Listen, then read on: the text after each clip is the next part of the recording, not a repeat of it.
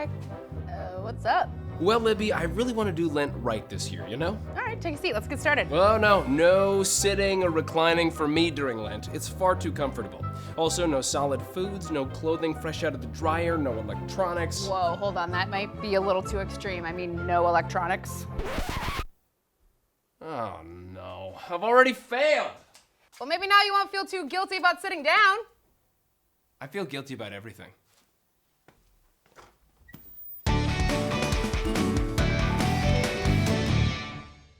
Hi, I'm Libby. And I'm Kai. Welcome to Catholic Central. When most people think about Lent, they think about something they have to give up. But Lent is so much more than that. Lent is a time to help us grow spiritually and prepare to celebrate Easter. The word Lent comes from the Anglo-Saxon word lengthen, which means spring, a time when the days start to lengthen. So we can look at Lent as a time of lengthening or stretching ourselves spiritually. But it's not extreme stretching as in Cirque du Soleil. It's more like a journey that God invites us on in order to grow closer to Him. Throughout the year, the Catholic Church has different seasons, which are all meant to help us celebrate and grow in our relationship with God. Can you imagine what life would be like if we never celebrated Christmas or Easter? Or National Taco Day. Yum. All great feasts require preparation to fully appreciate them. And almost every major religion has a similar time of preparation and purification. Even secular society has its own traditions. At New Year's, you can find people giving up everything from unhealthy food to everything they did the night before. The first mention of Lent was found in 325 AD at the Church's Council of Nicaea. It's the same council that gave us the Nicene Creed, which all Christians profess. At the council, Lent was mentioned as a time of 40 days between Ash Wednesday and Easter. It was a time of spiritual preparation for adults who were converting to Christianity. At the end of the 40 days on Easter, they'd be baptized. Eventually, other Christians wanted in to support the new converts, but also because they recognized their own need for ongoing penance and conversion. At the Council of Nicaea, the word used for Lent was tessarakonta, which in Greek means 40. But not to symbolize the mini midlife crisis we all have during Lent. No. Remember, 40 is a significant number in the Bible. During the flood with Noah, it rained 40 days and 40 nights. After leaving Egypt, the Israelites wandered in the wilderness for 40 years. And Jesus spent 40 days in the desert fasting and being tempted by the devil before starting his public ministry. And what do all of those have in common? Destruction, confusion, suffering. Yes, but also these were times of preparation. That's what Lent is. Just like training for a Spartan race, Lent is a time to train spiritually. Pray harder! Come on, Kai, squeeze those arms. Let's go! Get in the game! Faster fasting! Come on, twinkle toes! Do it for the poor! We do that by renewing our focus on 3 common practices: prayer, fasting, and almsgiving. First, prayer.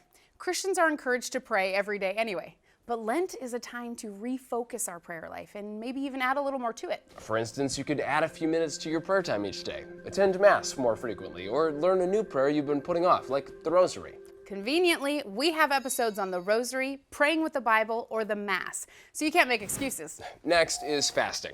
Catholics fast on Ash Wednesday, which is the first day of Lent, and on Good Friday. That means you can have 1 full meal and 2 smaller meals or snacks that don't equal a full meal, even if you pile them on top of each other. On Ash Wednesday and Fridays during Lent, Catholics also abstain from meat. That means no cheeseburgers, chicken, or the ultimate sacrifice, bacon. Catholics can eat fish on Fridays. There are a few reasons why. Throughout history, meat was considered a luxury, but fish was not, because there was a ton of it. So Catholics practiced eating fish on Fridays as a way to deny themselves the deliciousness of meat and show solidarity with the poor. Also, Catholics give up meat on Fridays in order to honor the sacrifice of Jesus, who gave up his flesh for us on Good Friday. Over time, abstaining from meat on Fridays became a generally accepted act of penance in the Christian community. Fun fact, in the 1960s, McDonald's added the Filet-O-Fish because burger sales dropped during Lent. So if you've ever enjoyed a Filet-O-Fish, on behalf of Catholics everywhere, you're welcome. Besides abstaining from meat on Fridays during Lent, throughout the 40 days, Catholics also give up something good that they normally enjoy. It's another way to show their commitment to God. And it's a way to honor Jesus' command to deny ourselves, take up our cross, and follow him. A lot of people give up candy or chocolate. But really, it can be anything you choose. Say you're addicted to TV, especially, I don't know, shows where people finally get the kitchen of their dreams. Not that I know anything about that. Either way, it's okay. One person's sacrifice is no better than another's. It's a personal choice. But whatever it is, it's meant as a way to remind ourselves that we are in a season of preparation. It's always about God, not about us or our own effort. In addition to prayer and fasting, the third common practice during Lent is almsgiving.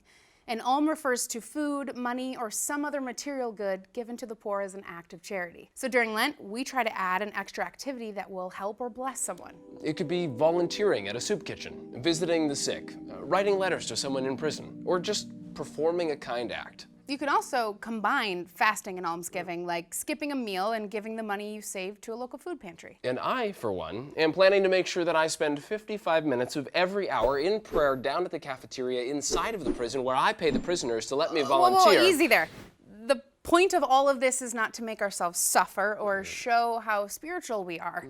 It's to help ourselves grow in our relationship with God. But what happens if someone forgot that it's a Friday and enjoyed a juicy bacon cheeseburger? Is Lent ruined? I'm asking for a friend. Don't beat yourself up about it. If we fail, it's just another reminder that we still need God's grace in our lives. Good point, Libby. Like, if you get a flat tire, you don't just slash the other 3 tires. You fix the flat and get back on the road. The point of Lent is to take the focus off of ourselves and put it on God, to remember the ultimate sacrifice Jesus made for us on the cross, and to thank Him for it. So, to recap, Lent is the 40-day period between Ash Wednesday and Easter, a time when Catholics practice prayer, fasting, and almsgiving. Those are things we should try to do anyway throughout the year. But Lent is a special opportunity to help us reprioritize and get back on track spiritually to prepare to celebrate Jesus' resurrection. Listen up! As with all training regimens, keep your eyes on the prize, no pain, no gain, and move it or lose it! If you want to learn more about how not to lose it during Lent, check out our website at CatholicCentral.com. I'm Libby. And I'm Kai. See you next time.